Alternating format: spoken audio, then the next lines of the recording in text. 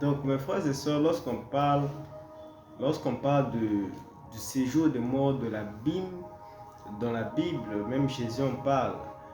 Il y a plusieurs mots qui signifient en français étymologiquement, qui signifient la Bible, le séjour des morts. Il y a le mot gêne, il y a le mot abysse, Hadès et Tartare. Ce sont des mots qui sont beaucoup utilisés pour parler de l'abîme ou du séjour des morts. Mes frères et sœurs, pourquoi j'explique et j'enseigne sur ce thème-là? Parce que je crois et je pense que les chrétiens doivent être révélés sur certaines choses, sur les principes du monde des esprits, sur ce qui se passe réellement sur cette terre. Car vous le savez bien que lorsque l'onction des fils, des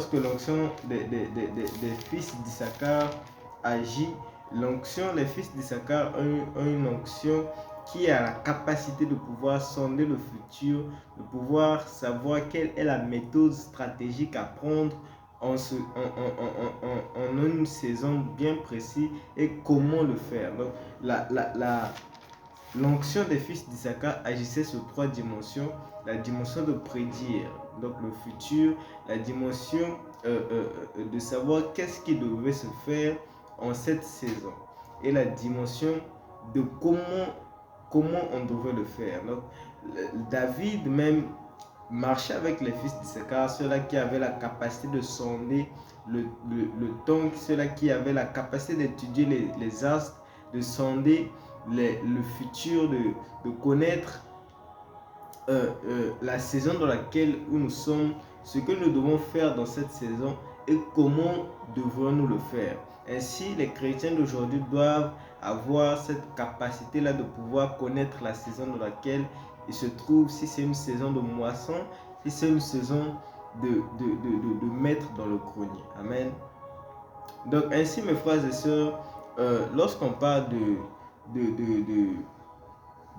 Apollyon, on parle de Abaddon. Ce sont ces anges-là qui ont le pouvoir, qui sont à la tête des sauterelles, qui ont pour mission de nuire aux chrétiens de la tribulation. Vous le savez mieux que moi, 1 Thessaloniciens 4, lorsque l'église sera enlevée, il y aura 7 ans de tribulation, 3 heures et demie de tribulation, 3 heures et demie de grande tribulation, là où l'Antéchrist va agir sur la terre à partir du faux prophète de Babylone la grande, la grande ville des prostituées, Babylone la grande, et la colère de Dieu aussi va s'abattre sur la terre. Dans l'Apocalypse, on parle des sept trompettes, des 7 fléaux et des 7 sceaux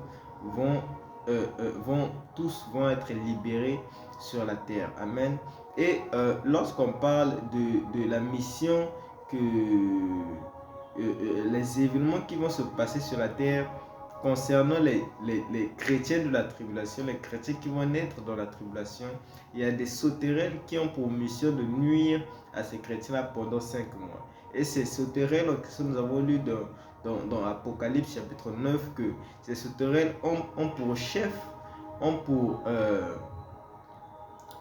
autorité Abaddon, Apollyon. Abaddon en hébreu, Apollyon en grec. Amen.